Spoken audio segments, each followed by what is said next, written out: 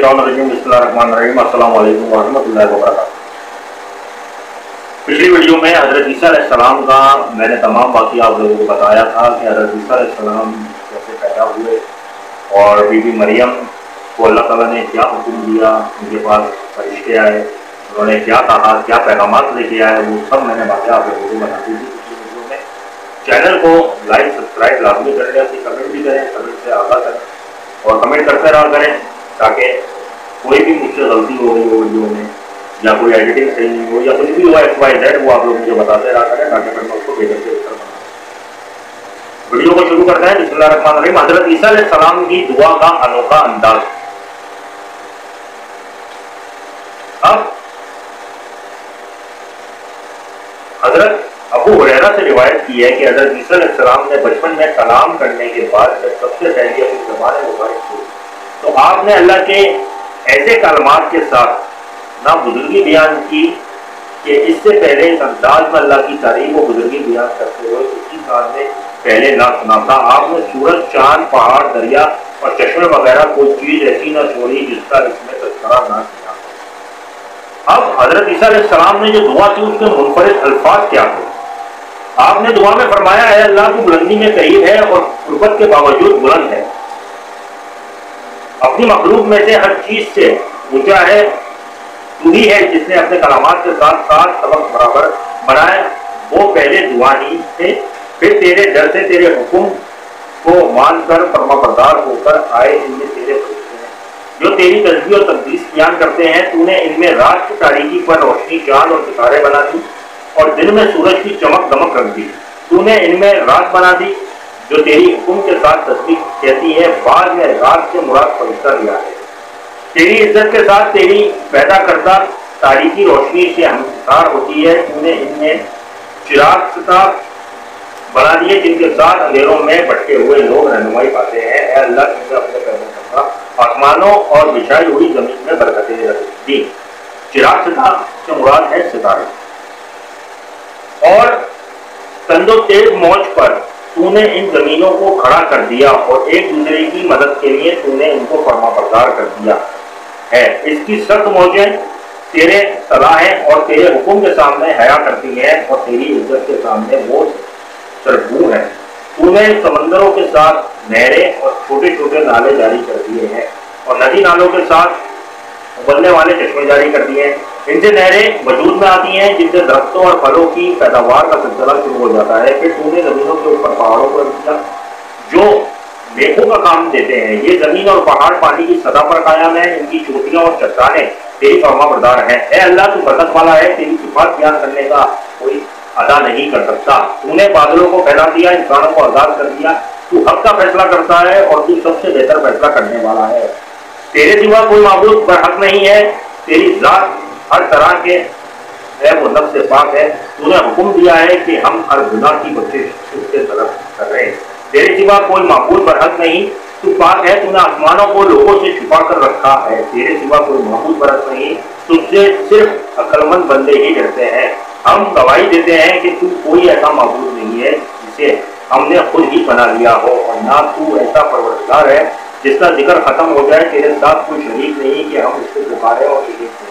हमें पैदा करने पर किसी ने तेरी मदद नहीं की कि हम तेरे माबूद होने में शक करें। हम गवाही देते हैं कि तू जगता व गहना है, तू बेबुनियाद है। तूने किसी को जन्म नहीं दिया और ना तू जन्म दिया गया है और तेरा हमसर कोई नहीं है। इसी एक आयत है कुरान पाक के जो उसके आखिरी आयतों में से आयत है सूरह इखलास। उसके मायने अगर आप लोग देखो तो उसके मायने में ये है कि वो अल्लाह एक है, वो बेनियाज है, ना वो सफाद है, ना वो है और कोई उसका हमसर और साथी नहीं है।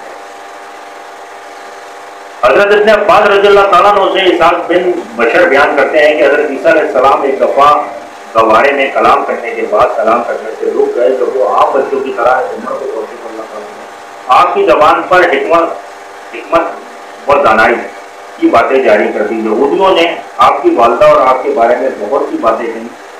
वो आपको एक बदकार औरत का बेटा कहते थे। ہے.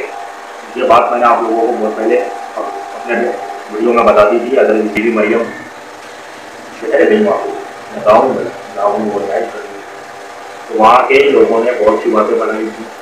جب وہ حاملہ تھی، حضرت عیسیٰ علیہ السلام ان کے پیٹ میں تھے، حاملہ ہو گئے. تو یہ بات میں نے آپ لوگوں کو پہلے ویڈیو میں بتا دی. اب اللہ تعالیٰ کا ارشاد کیا ہوا؟